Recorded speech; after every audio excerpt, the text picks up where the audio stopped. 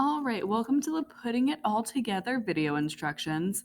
So what I need you to do first is obviously finish the video instructions, make a copy of this document, and share it with me. So that's File, make a copy. I'm not going to make a copy because I already have my own copy.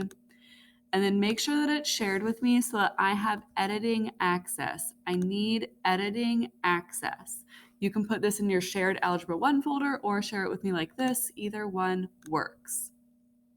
Okay, so now what I need you to do is get your notes out from yesterday, get your work out from yesterday when you solved the 4 equations. If you did not solve 4 equations, pause this video and complete the more multi-step practice. And that's found in Echo. It's called More Multi-Step Practice. So now that you have solved your 4 equations, and if you solved more than 4, I only need you to pick 4. What you're going to do is copy and paste the equations down here in this equations column.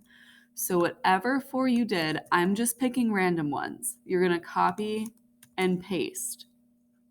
Okay? Copy and paste. Do this for your other 2 equations. I need you to pick the exact same ones as you did yesterday. Pause this video while you do that. So now that you have all your equations copied and pasted, what I need you to do is upload pictures of your work or copy and paste your work, whatever you did yesterday. So if you took pictures, go ahead and insert your picture here underneath steps. So when I have steps, I mean the steps to solve your equation. Or if you did your work, if you typed it out, copy and paste it and put it in these boxes for each of your equations. Pause this video while you do that. So now what I need you to do is tell me what algebraic properties you used while you were solving your equation. So these are the 3 properties that are that you could have used. And what I need you to do is tell me what you used, which property, and when you used it. So I'm going to show you an example. Say I have this problem that I already solved. So I used my 4 steps and I solved the equation. I obviously had the distributive property here because I had parentheses. So I'm going to type distributive property. Now you can type this on your Google Doc, or you can write it on your paper and take a picture of that and upload it to the algebraic property box. So say this is my work that I wrote down, and I'm going to write distributive property next to where I use the distributive property. Now, when I went to step 2, combining like terms, I did not use any algebraic properties. All I did was do 10 minus 7. So for number 2, combining like terms, you don't use any algebraic properties. But when you go down here to number 3, you are going to use an algebraic property. So whenever you use the boxes, you're using the addition property of equality. And let me explain why using the boxes is the addition property of equality.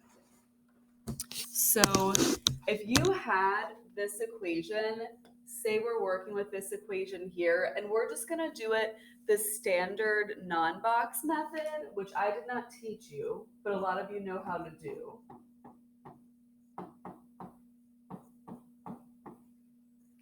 Essentially, what we would be doing to move the variables to one side and the constants to the other is subtract 2x from both sides. Okay, so then these would cancel, and I would get 3 equals x minus 6. And then to get the constants on the same side, I'd have to add 6 to both sides. So I'd get that 9 equals x, which is what I found for my solution. But doing all of this is the same as just using the boxes. It's just an easier way to organize your math. But what I did over here was subtract the same number or the same term from both sides of the equation.